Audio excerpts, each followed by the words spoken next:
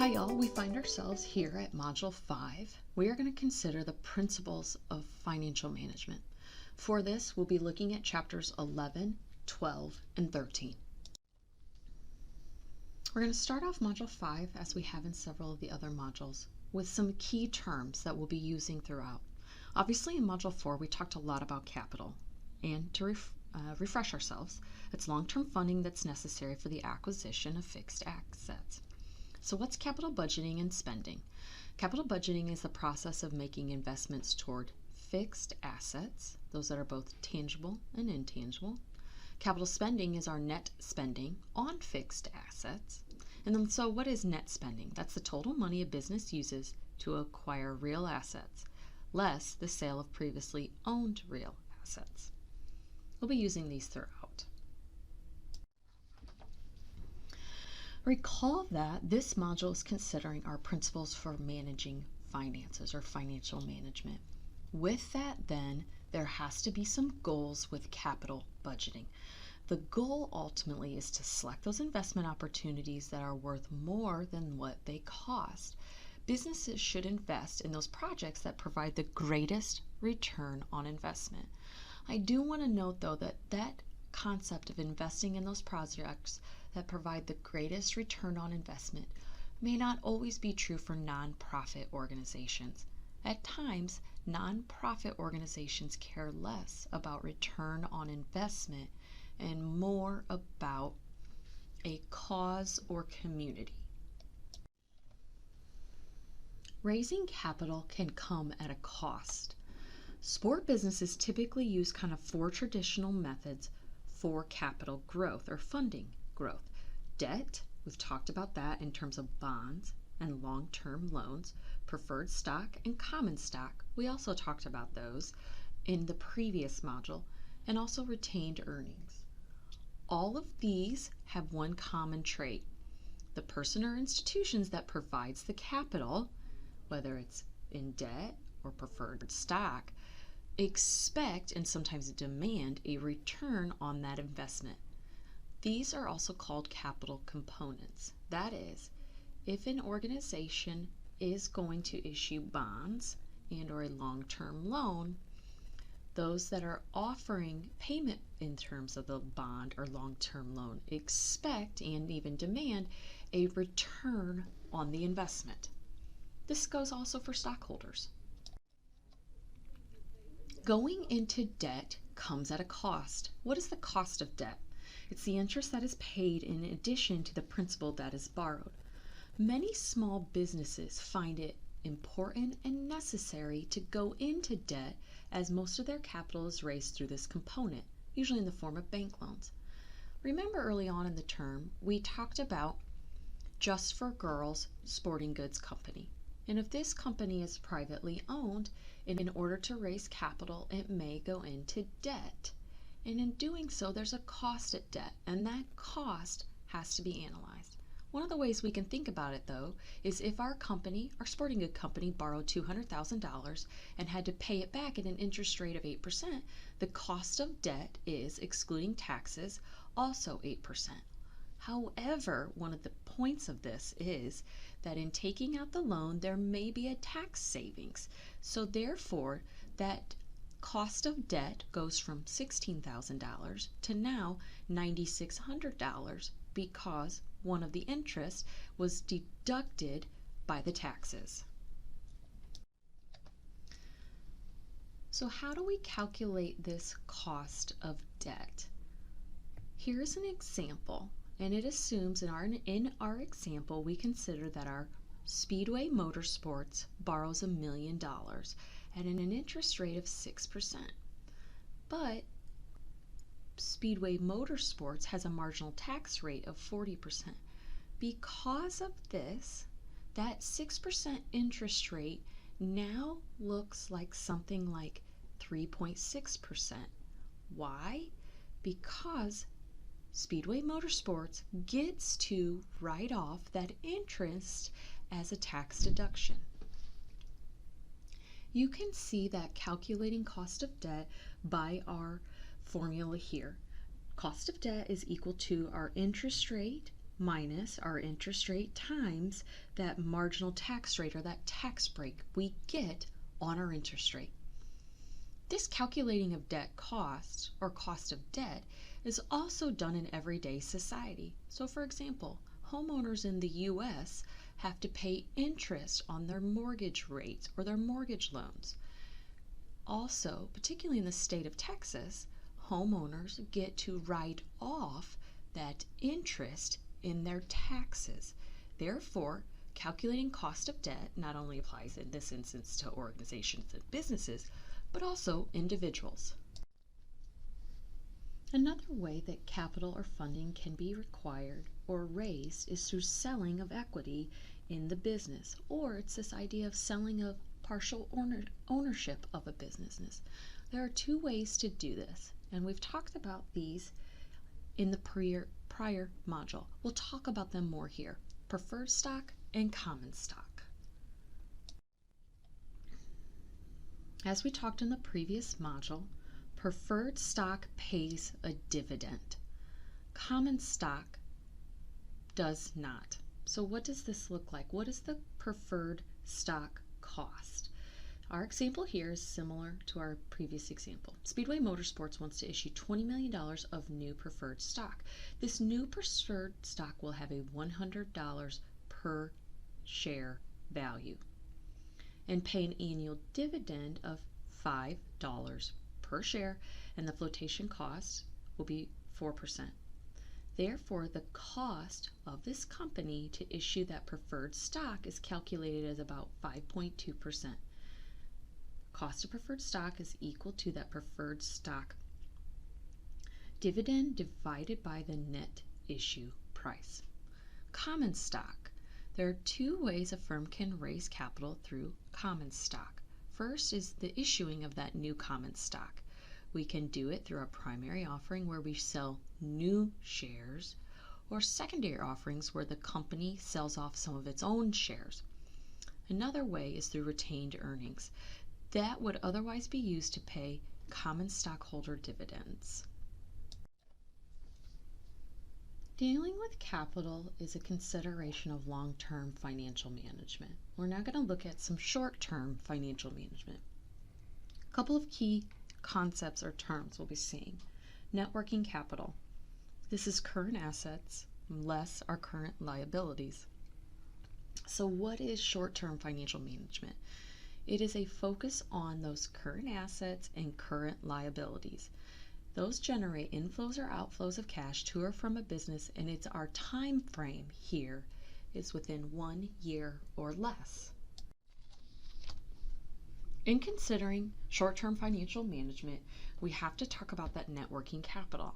And from the previous slide, we saw that net working capital is our current assets less our current liabilities. So let's first address those current assets. Again, I know we've talked about this in prior modules, but we're going to think about it a little differently here. Current assets are those assets or cash that we can convert to cash within 1 year. A couple types of current assets: cash, securities, accounts receivable, inventories, prepaid expenses, other types of current assets. On the right, we're going to talk about those accounts receivable. Also, I want to point out that types of current assets, inventories, those can be physical inventories. Those can also be, we can think about tangible or intangible. Also, prepaid expenses. That can be salaries that are already paid, potentially taxes that are already paid, inventory that is already paid for, and so on. So what are accounts receivable? That is unpaid bills for goods and services that have been sold to the customer. It is if I am Just for Girls Sporting Goods Company and I'm going to distribute my sporting goods to, say, Dick's Sporting Goods, or my female sporting goods product is going to be sold at Dick's Sporting Goods, and Dick's has already gotten my product, but they haven't paid for those goods yet. That is my accounts receivable. This is an extremely important current asset because of the value of what can be potential in those accounts receivable relative to our other current assets. That is, at times, accounts receivable can be a hefty amount of our current assets. So to make sense of our net working capital, we talked about our current assets. But our net working capital is equal to that current assets minus our current liabilities. So what are some potential current liabilities our organization or company may have? It's short-term debt. It's accounts payable. Remember, in our previous slide, our assets are accounts receivable, or those goods or services that we are yet to be paid for. We're here in liabilities, we're on the other side of this. We are yet to pay for goods or services that we've utilized, so we have to pay for them. Accrued income taxes, or taxes that we have to pay. Payment on long-term debt, or debt that's being reoccurred. Liabilities, unearned or deferred credits, and any other type of current liabilities are listed here. So how do we manage our cash? Cash management is the efficient collection and disbursement of cash. There's some things to think about. How much cash should the company have on hold? How is it best to replenish that cash? Do we borrow, or do we have marketable securities? The reason for holding cash, despite the fact that it doesn't earn interest, is the need for liquidity, having an asset on hand for immediate transactions. Managing cash helps us deal with those things that come up quickly, maybe an emergency. The next two slides, we're going to think about managing our finances by better managing our inventory and production. And in doing so, we're going to consider some key terms. First of all, variable cost. These are costs varying with each unit produced.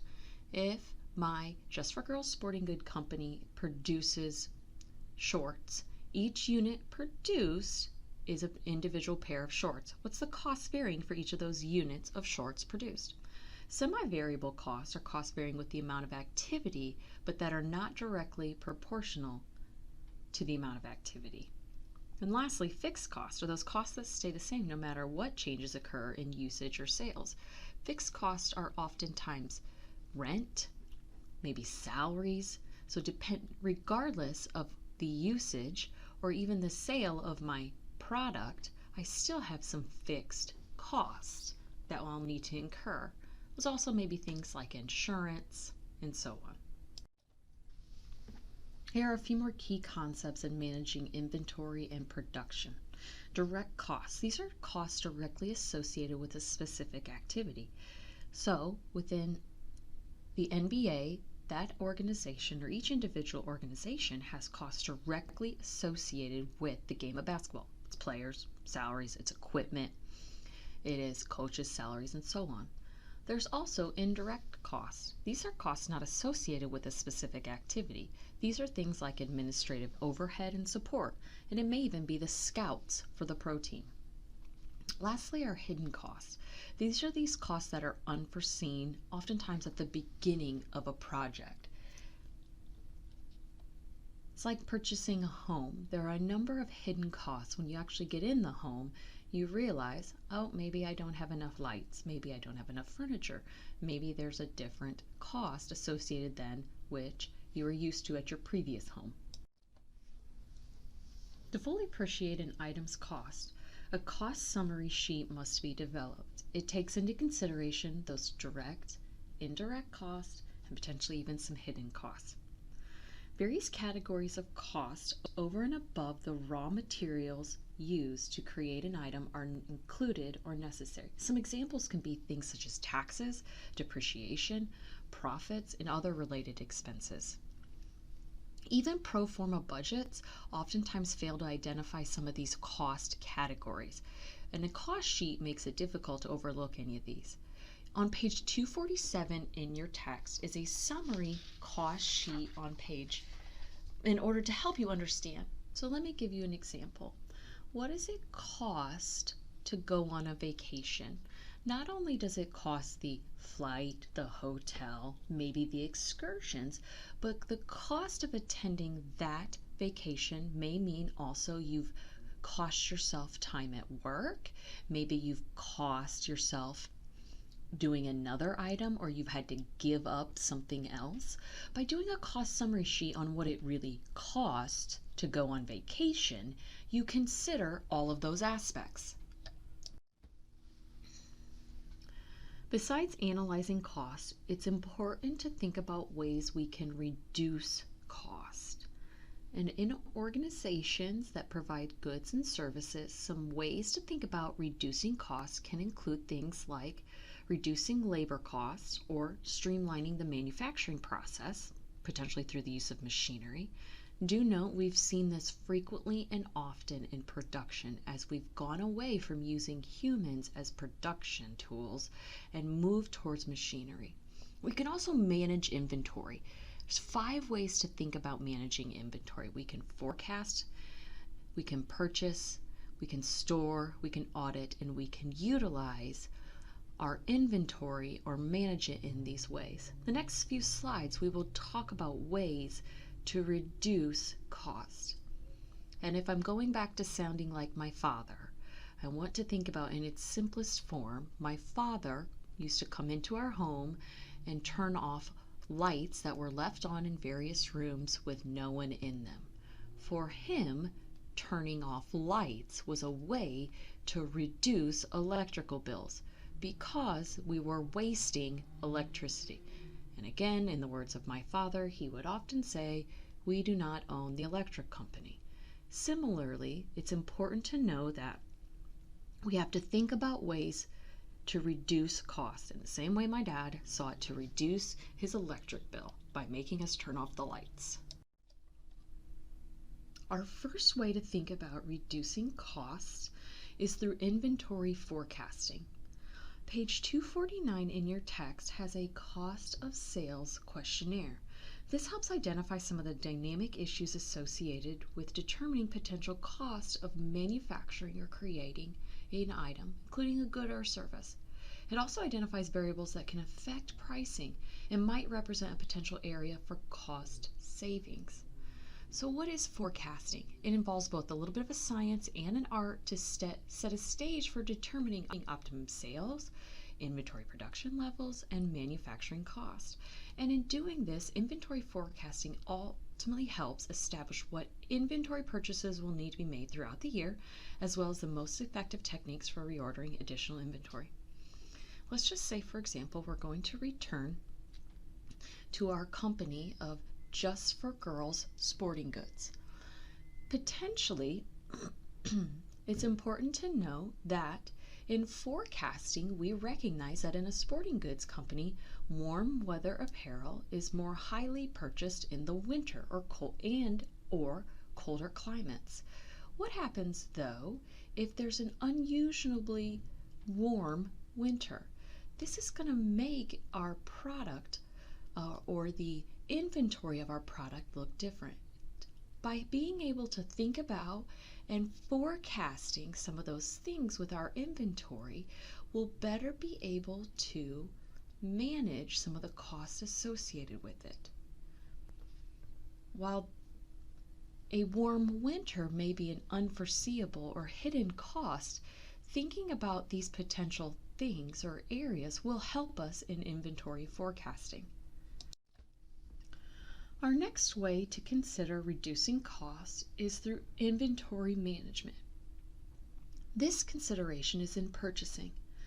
For this, we want to consider buying patterns for costly inefficiencies. That is, inventory that sits. Goods or services that are not used ultimately become an inefficiency. The faster the inventory is turned over, the more money that will be made. So what are some common places for inefficiencies a company might face? I've listed 5 of them on your right-hand side. So for example, intermittent, ineffective, or short production runs. Double handling of materials because some materials were not available when needed. Inadequate development of proper tooling methods because the production runs are too short. Failure to realize quantity discounts. Failure to define economical order quantities. Essentially, it's inefficiency. And by becoming more efficient, we'll be able to do a better job of managing our purchasing inventory. Our next area to consider in managing cost or reducing cost is in inventory management or the storing of our materials. This is often associated with raw materials or those work in progress materials. If we return to our Just for Girls Sporting Goods Company, maybe it's thread, maybe it's fabric, maybe it's elastic. All of these are raw materials yet to be the work in progress to form our shorts or apparel. I do want to note that it's especially important for companies or organizations that are dealing with raw materials that may potentially spoil. Food. These items are especially key in storing in order to ensure that they're turned over efficiently. So there are four main areas of cost associated with inventory. It's the carrying or the storing, the ordering, also the shipping and receiving, and then potentially any cost associated with running out of an inventory. Three formulas that help understand this carrying cost, and you can see these in your text. Average inventory level, total carrying cost, and total ordering cost. Our fourth way to think about reducing cost is inventory management, or this idea of auditing. Auditing is simply taking count or making note of that. Often just simply counting units is not the most effective way to take inventory. Rather, an inventory taking protocol can do things such as analyze the degree of obsolescence in the inventory, think about fast and slow moving items, classify the inventory based on need, value, or other variables, cost of lost or stolen inventory items, as well as identify techniques to help move slow inventory. Auditing will help us, for example, if we think back to our Just for Girls Sporting Goods Company and we realize that winter is coming, and therefore our winter items will be needing to have ready for those cold weather areas. So by thinking about what our needs are and looking at our inventory and auditing it will help us manage it. Our fifth and final way to think about reducing costs is actually in utilization, utilizing the inventory we have. Essentially, it's a consideration of utilizing what our raw materials are being utilized. So what is this relationship between direct and indirect labor costs? What steps are being taken to reduce our overtime labor? Are the labor and materials costs clearly defined to allow accurate tracking? These are all some things to think about when we're considering utilizing. Are any components of the manufacturing process sent to external sources for finishing? And could these steps be completed internally? This will help us utilize our resources and potentially reduce our costs. Here we are at the end of Module 5. This slide and the next slide offer your questions for thought. Once again, Module 5 has been jam-packed with information. Use these questions to help you check whether you understand or need to revisit some of the modules.